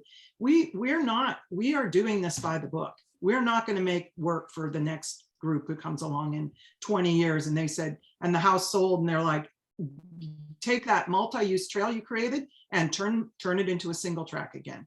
I mean, gosh, we don't want to do that. So I agree. Anyway, that's it. Yeah, thank you. So what I propose we do is that we agree today that the The subcommittee that's doing the new town trail map will also draft the new resolution, and that we will present to the town at some point a new resolution with a new trail map and a new safe routes to school trail map. We'll need to make the decision. If we want to make this clean right now, we might have to pull off any trail that's in conflict from the safe routes to school map. And I hate to do that, but I don't know that I would feel comfortable asking the town to approve a new map that has a trail in conflict on it. I don't think we can get this done in time, though, to get a new map out as soon as we want to. So do we pull the trail? I don't know. So I'm going to ask the subcommittee to figure that out. Let us look at how bad it Yeah, is. Let us. and it's ultimately going to come back to committee, and if we have to, we'll all vote on it. But I think we need to figure that out. So let's if we all agree, the trail map subcommittee will draft the resolution. We'll go pull a couple of we'll try to pull a couple of easements on Hillbrook Trail, and anywhere else that might be in conflict, I'll take a look at that. Craig, if I do this work, am I in violation of Brown Act, or I just can't talk to them? How big is the subcommittee? I just can't talk to them. I can do the work, right? Yeah, I mean, all you're not, you know, what you can't do is, you know, form an agreement to take an action when you actually vote on something eventually. But if all you're doing is, you know, on behalf of the subcommittee, you're going down to the registrar's office and flipping through the map books and reading the recorded documents and standing in line at window 72A to get your, you know, document out from the microfiche, that shouldn't be any problem with that. You're just gathering information for the subcommittee, not, you know, acting. So I just email it to them without any comment, and we're good, right? Yeah, don't say I encourage this or I discourage this. Just say here's the information. So is Can we that just have you upload it to like a Google Drive or something like that? whatever? Yeah, sure, whatever. Yeah, Email. I don't know. I mean, you'll find out as part of this, you know, how much of it at the county actually is electronic, or whether you have to bring your phone with you and take a picture of it to get an electronic format. Bring your phone, depending on what document. Well, there may be some ways of doing this without going to the county, but I won't get into that right now. So I'll work on that part. I just want to make sure everybody agrees that it'll be the town trail map subcommittee that will draft the resolution. Is everybody in agreement on that? Are we okay to do that? Thumbs up, everybody. Okay, so let's do that. In terms of what we do with the safe route to school map, in the interim, I asked the committee to come back with some proposals on that, and we'll do it at the next meeting. And with the goal of trying to get that map to town council with the resolution as soon as we can. Is that reasonable? Okay. All right, wonderful. I guess we should probably ask if there's any public comment on this issue, because we've talked a lot about it. Craig, go ahead. I just wanted to get back, Barb. I'd love to talk with you offline, probably not take up the whole committee's time about what the conversation was you had, or emails, or whatever it was. I remember the conversation. I think it was at the back to school coffee and donut thing that we had the other day. But I remember it quite differently from what you were describing. So let's chat about it. I did talk about, you know, on some trails, there's conflict between horses versus bicycles coming the other direction. It can cause problems, and that's a concern. But the characterization that I heard you describing doesn't sound like what I was saying. So I'd love to talk with you after the meeting about that. Can I, and am I allowed to send you what we? Okay. Yeah. Yeah. Okay, and then I'll send that to you so you know exactly. Okay, thanks. Okay. Great, thank you, Craig. Jacqueline. And I'll make this quick, and I'm not looking to start like a new conversation, but just while that's being discussed, I just want to make, sorry, my dog. I just want to make one comment, and I view this as like a phase 2. This is a ways down the road from now, but as a new person on the committee, I do have to say, I think it is important that we somehow, even if it's a little blurb where you go to download the, you know, public trails map or the safe route to school, have just a teensy like history, a little, you know, thank you to our equestrian community for that's why we have these trails. A lot of these are easements. Like, because I will say, I think if I could like bridge the gap between what Barb's saying, because I know this person quite well, is, you know, I have kids who go to school, and I have to admit there are people that feel there's animosity in town. It's real. There are people that don't think our committee is supportive of kids biking to school, bikes in general. It very much is real. And I was one of them before I came on this committee, because I did not have that full picture. I didn't know that all these are easements. I didn't know the background of the horse committee. So I actually don't blame people for feeling that way. I get it. And I understand that we could be like, if you dig deep down into this link in the website, you'll see. But if there's just a little tiny summary when you go to download this, that's very a pleasant voice, right? That's kind of like thankful for the history in the past and recognizing our kids and their needs and that support. Because I think where the mixed messaging, as I understand it, comes from is, you know, and again, not to open another can of worms or go, but there are kids who need to connect to these multi-use trails. I'm going to use one quick example of a family. They've since moved, but they lived on the section of Westridge close to Portola Road. And that family said, kids, for 2 seconds, yeah, hop on the Westridge Trail to get to the Portola Trail, because I'm not putting you on that street and I want you to bike to school. And I think where the confusion is there quiet support for that, or is there not? I know we can't say like publicly or on a trail map that that's okay, but they're looking for, they don't think, you know, they're just looking for that education, a little history, and is there that nod of support? And again, I don't want to go into like a back and forth right now. I know we're really over time, but I think as like a phase 2, we need to consider that communication piece and how to quickly and succinctly give some history and some support, so there is less in town kind of like, you don't support me messaging. Those are great observations, and thank you for sharing them. And I think part of that is very much connected to what we're doing. That section of Westridge Trail is a town trail, and it does allow bikes. The resolution allowed bikes from the corner of Cervantes down to Portola.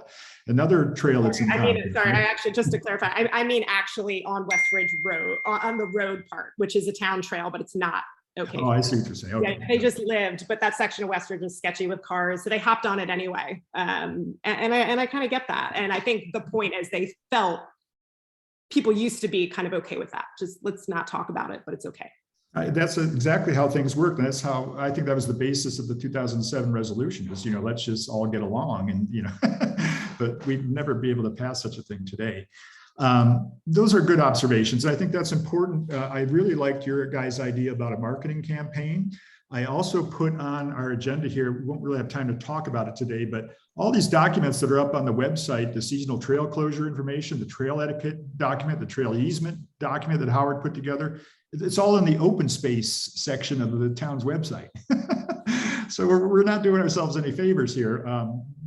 Acknowledging that a lot of hard work went in to get it to where it is today, I would like to revisit that. And so maybe this is a topic for another next meeting. Another agenda item is to look at that marketing campaign, look at how we disseminate information, how we want to disseminate information, so that when we do make this proposal to the town, we can also include how we want the website to look and what content we want on the website. I know that's also a little bit more work, but I think you're great segue, Jacqueline, into that issue that we do not communicate that information well. And having one-on-one conversations doesn't scale, right? I mean, we can't get to everybody that way. So I think we're going to need to include part history, part explanation, part rules, you know, of how this is going to work when we do it. So I will include that on our agenda at our next meeting. Okay, if we can wrap it up, I do want to get to item number B, 5B. Denise has waited so patient. Are you still there, Denise? You may have. I am here. Denise is proposing to do another volunteer trail day up in the ranch. And I wanted her to have a couple minutes to tell us about it and have the committee, give the committee an opportunity to ask questions. So Denise, go ahead, please. Thanks, Gary. I'll be quite brief. So I'm Denise Gilbert. I'm on the Ranch Nature Preserve Committee. And you may remember we had a pretty successful volunteer trail project in conjunction with the Trail Center on Bay Laurel in April of this year. So we thought we'd give it a try again with another project. So this time it would be on Toyon. The date hasn't been set yet. The Trail Center hasn't had their calendar meeting yet. It'll be sometime between now and the end of the year. But the plan would be we'll get a date somewhere between January and June of 2023.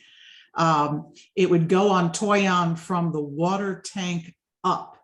And depending on how many volunteers we get, will determine how far up we can get. Our proposal will be do a broader request for volunteers than we did last time. Last time, because we were limited to so few people, we really did it for ranch volunteers and then word of mouth for the town. But I think a lot of townspeople really associate with Toyon because it was actually built by town volunteers. So we should be able to get more volunteers and then help us do more on the trail.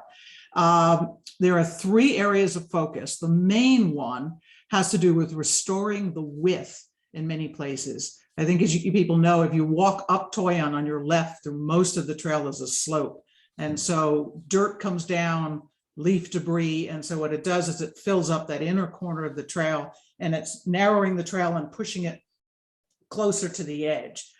So we would designate the areas most in need of work and basically remove that slough in the inside of the trail to help widen it. The second item is to decommission some of the old wood structures along the trail. This might include water bars, but predominantly if you walk it, you'll notice a lot of wood boards along the side that now are 2-3 inches above the trail that aren't serving any purpose. So we take those off. And then in some places, this is the third item, we may need to actually put retaining boards where the trail is decomposing enough that it's falling off to the side. Exactly what areas we'll work on usually gets determined about a month before the date. I'll walk through with a couple of the key Trail Center folks, and anyone from your committee is welcome to join us. And we'll walk through, discuss the areas. The areas will get flagged. They'll put together a task list, which they did last time, which I can share with the committee, which has the map and shows the locations of all the work that needs to get done. And so we'll share that with the committee.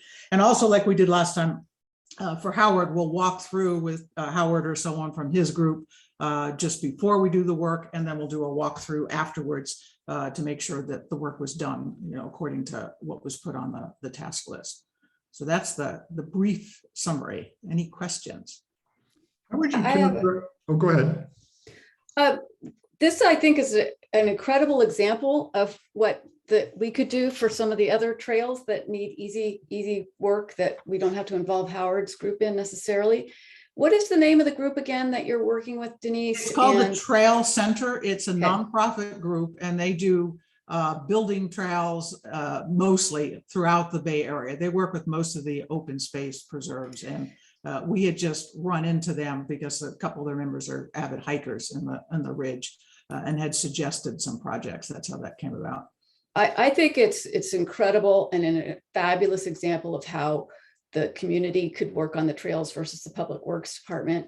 And I'd love to see us grow it. I also think that I wanted to do the last one as a word of mouth. Fred told me about it, but it was all day long and, couldn't dedicate all day because of the short notice, et cetera. So if it is possible to get more volunteers, I think that helps spread the word, improves the marketing of the Trails Committee, improves the idea that we all have a stake. The entire town has a stake in the trails.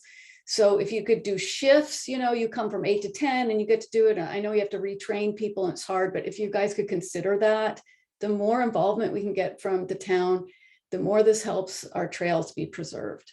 So thanks for doing it. I think it's great. I'd love to be on the walk, the scoping walk. I'd love to learn about it as part of my role on this committee. Thanks for those comments, Liz. Denise, 2 things. Well, let me actually address something for Liz there. One of the reasons this program works is because it's on ranch property. The trail easements actually exist on a parcel that's owned collectively by the ranch residents. And they're agreeing to allow volunteers to come on to their property. Even though it's a town trail easement, we don't own the property. We don't make the rules about that type of thing. It works because it's all on ranch property. And one bit of feedback to you, Denise, is that if the work were to go off of Toyon onto like Eagle Trail, which I think was talked about briefly, then it's a different situation because that's not ranch property anymore, right? So the reason why this program works is because it's on ranch property. We have proposed this kind of stuff on other trails like Shady Trail, where it's on many different property owners' property. And a lot of those property owners were not okay with bringing volunteers onto their private property to work on the trail.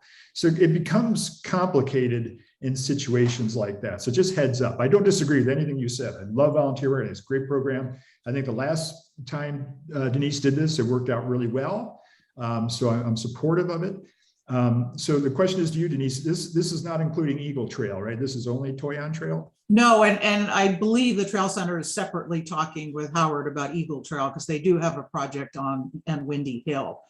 So those discussions are going on separately, but that's not related to this project. This is just Toyon from the water tank, if we can get up to the top where the old tree is. Oh, okay. Yeah, that's a lot of trail. Yeah, it's a lot of trail. Depends on the number of volunteers. That's right. Yeah, we want to really see if we can get many more volunteers for this. Okay, great. And then I will make one more comment, and then I'll maybe let Howard weigh in here that it's not our purview to decide who gets to work on these trails. I think it's more of a town issue with liability and insurances and things like that. So I'm not going to ask the committee to comment on the who part of your request, and I'll leave that up to Howard for that reason. And if it's not on Eagle Trail, then great, then I don't have any issues at all, and I'm supportive of the project. Howard, do you want to weigh in on the who part of Denise's proposal? Yeah, and just like you said, mentioned, it's easier because it's the ranch, because if this is, I'm assuming the ranch is sponsoring this, the ranch owns the underlying land, so they don't need a permit from the town to do the work because they own the land. Typically, we would issue an encroachment permit for organizations to do that, and we could do so, Denise, if we need to. We can do that this way also. Yeah, I don't think that's necessary. This would be the same as what we did for Bay Laurel. So yeah, great. Okay, any other questions for Denise? Any comments, thoughts? I think that's okay, good. Lots of thumbs up. Great. Thanks for coming today, Denise, and for presenting that information. And when it's time to ask for volunteers, we'll do what we can to spread the word and talk about it at our meetings and so on. So let us know how we can help there. Howard, if we're running into any kind of limitations, please let us know. We want to make sure this is done by the book. Yeah, we'll do it the same way we did it before, and it turned out fine. And we'll Great. coordinate with Denise. yeah, and Gary, I'll let you know when we're doing the walkthrough to pick the tasks and flag it, because if anyone wants to join us, they're welcome to join us. Great, and I'll get that information out to the committee. Thank you. Right. Okay, if nothing else, we'll move on to item 5C, which we touched on, and I'm not going to say anything else more than we're going to need to present a complete package to the town when we go for the new resolution and we submit the new trail map. So subcommittees, please look into that and comment any way you want. When it gets time to actually submit our proposal, we'll know if any of those documents need to change or we want them to change. So please, everybody take a look at them, and subcommittees, just be prepared to weigh in on what your comments are, maybe at a future meeting. And we kind of covered item 5D. I think Liz proposed some ideas for subcommittees. I proposed a couple ideas. We'll talk more about that. I think we got enough on our plate right now to do in the next month, but maybe at our next meeting, if we want to narrow in on a new subcommittee, whether it's history, whether it's unrelated to anything we've talked about, I'm happy to put that on the agenda. Just let me know. And Gary, on that subject, I have a vague memory at the back of my mind that the Brown Act doesn't like standing subcommittees, that it likes subcommittees to be focused on a specific sort of finite task. I'm not 100% sure exactly what I remember about that. I just remember it being an issue in some way at some point in the past. So the history committee, for example, as it was described earlier, sounded like it might be kind of an ongoing thing. And I don't know if you can properly do that in a subcommittee. Like maybe you could establish it in a subcommittee, but then it becomes the responsibility of the committee. And then if it needs to be updated, you could reestablish the subcommittee. But I have this vague recollection that subcommittees have to be temporary, but I'll double check that with Melissa before the next meeting if you want to agendize that. I think that'd be great if you could double check it, in my personal opinion. But also my idea too was to rotate the members. So Yeah, it wouldn't be the same members. Yeah, like, I don't remember 5 exactly what the years kind of restriction thing. is. So it's possible something like that might work. Let me, it's just something I vaguely remember from something that came up before. So I'll just check with Melissa. Should be pretty. Well, and keep in mind, the reason why we do subcommittees is so that they can meet without notice and without including the general public. If the history wants to be a standing thing, it doesn't have to be a subcommittee. We could just take 3 or 4 or 5 members that want to do the project and keep it a committee level project. Yeah, and have notice meetings whenever you're doing it. Yeah, and then you just have to have notice when you want to meet. So, which if it's all done in regular committee, there's no Yeah, I don't want to preempt the discussion. I just wanted to give you a heads up that we should check that with Melissa, because I there may not even be an issue at all. Okay, noted. Okay, anything else on our other business? I think that other business thing is going to go away because now that we're being recorded, I mentioned this at the beginning of our meeting, maybe not all of you were here, but our meetings will always be recorded moving forward. It's automatic. And we've been asked to, stick to the agenda, do not discuss things that are not on the agenda, because I think that's the root of the Brown Act. What they want to avoid is us discussing things that have not been noticed to the public. So I'll try, and any future chairs, we'll have to be cognizant of that we don't vary off the agenda. So other business will probably go away is where I'm getting at. And with that, if there's nothing else, I'll take a motion to adjourn. And go ahead, Craig. One tweak to that, you can still leave other business, you just can't act under it. So if anybody, like at our council meetings, we have updates on what members did and stuff like that. That is generally what kind of comes up under other business. If somebody noticed something on a trail, like information items like that, you can still have as a sort of general agenda item. You just can't take action as a committee on those items. So simple updates, simple notifications of, hey, I did this, that kind of stuff, you can still put under other business. Okay, yeah, so that's a great idea. And maybe what we'll do is put a couple of items in there, like committee reports or new agenda items, things that are clearly informational and things we will not act on.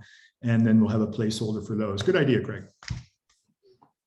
Okay, anything else? I move to be adjourned. Thank you, Fred. Can I have a second? I'll Ellie, second. okay, Jacqueline. Okay, Ellie, thank you, Ellie. Okay. Thank you, everybody. A lot of hard work, good work today. We'll see everybody on the trail. Thanks, everyone. Thank you.